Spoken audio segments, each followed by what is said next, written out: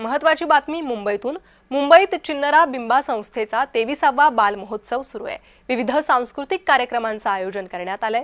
लहान मुलांच्या सर्वांगीण विकासाला चालना देण्यासाठी हा उपक्रम। या बाल उत्सवाचे संस्थापक आणि विश्वस्त प्रकाश भांडारी, संस्थापक अध्यक्षा पूजा प्रकाश भांडारी आणि अध्यक्षा नैना प्रकाश भांडारी यांच्या मार्गदर्शनाखाली हा कार्यक्रम पार पडतोय।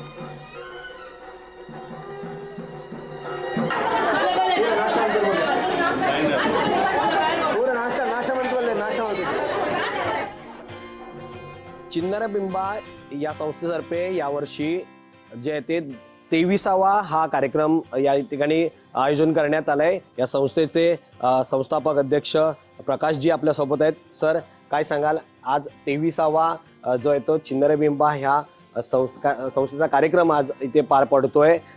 काय ही भावना होती नेमकं या संस्थेमागे आणि हा कार्यक्रम सुरू करण्यामागे? चिन्नरा बिंबा संस्था 2003 मध्ये मी विजयकुमार शेट्टी आणि सुरेंद्रकुमार हेगडे असा तिघे मिळून चालू केलेलं आहे। जेव्हा एक 50 मुलं हे जे चालू करायचे उद्देश एवढेच होता की जेवढे आपल्या जे महाराष्ट्रात जे कर्नाटकमधून आलेले जे लोक आहेत त्यांचे जे मुलं कॉन्व्हेंट स्कूलला जातात, तिथे गेल्यानंतर त्यांना काय जे काय त्यांना जे आपलं जे संस्कार आहे, आपलं संस्कृती आहे ते त्यांना मिळत नाही म्हटलं तर त्यांना शिकवणारे कोण नाही। आणि तसंच या चिन्नरा बिंबामध्ये 6 ते 14 वर्षाच्या मुलांना आम्ही निवडलेलं आहे। याच्या कारण एवढेच आहे, 6 वर्षाच्या खालच्या मुलांना त्यांना काय समजत नाही आणि त्यांना आपण काय बोललं तर ते एवढे शिकणार नाही।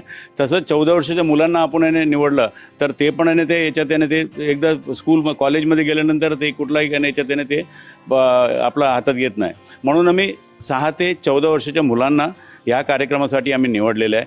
सर्व या मुलांना आम्ही त्यांना आमच्या पहिलं कोर्स आमचे जे कर्नाटकचे जे कन्नड भाषा आहे ते कन्नड भाषा शिकवतो आणि तसंच कन्नड भाषेनंतर त्यांना जे आपलं जे भजन आहे ते भजन शिकवतो आणि आपला फोक डान्स आहे, आपला हे आहे कल्चरल जे काय आहे आपलं जे काय आपलं कर्नाटकच्या तसंच आपल्या भारताच्या महाराष्ट्राच्या प्रत्येक गोष्टी त्यांना आम्ही शिकवतो। त्यामुळे तसंच आम्ही भजनमध्ये मराठी भजनसुद्धा आम्ही त्यांना शिकवतो आहे।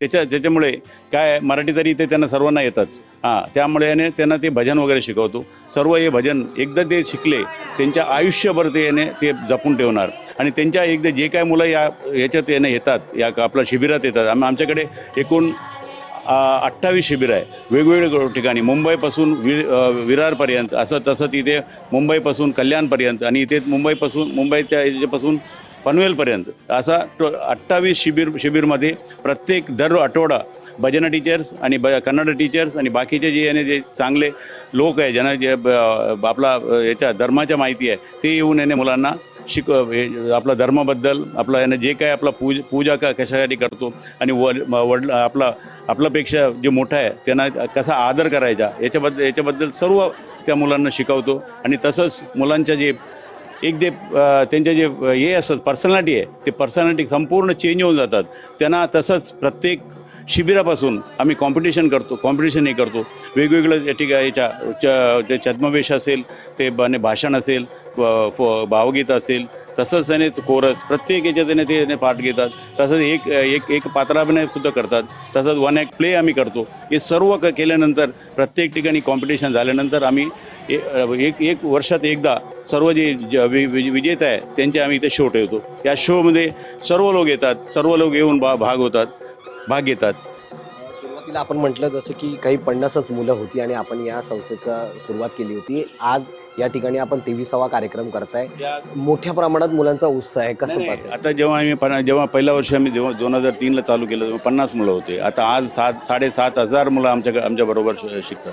त्यामुळे आम्हाला ते चांगला प्रतिसाद मिळालेला आहे। तसंच कर्नाटक गव्हर्नमेंटसुद्धा आम्हाला हे केलेलं आहे याच्यासाठी आणि म्हणजे मी महाराष्ट्र सरकारतर्फे काहीतरी आम्हाला हे मिळावा, प्रोत्साहन मिळावा याच्या ಬಗ್ಗೆ आम्ही अपेक्षा करतो। आपला कल्चर आपलं जे संस्कार संस्कृती जिवंत ठेवण्यासाठी आम्ही हे प्रयत्न चालू आहे आमच्या।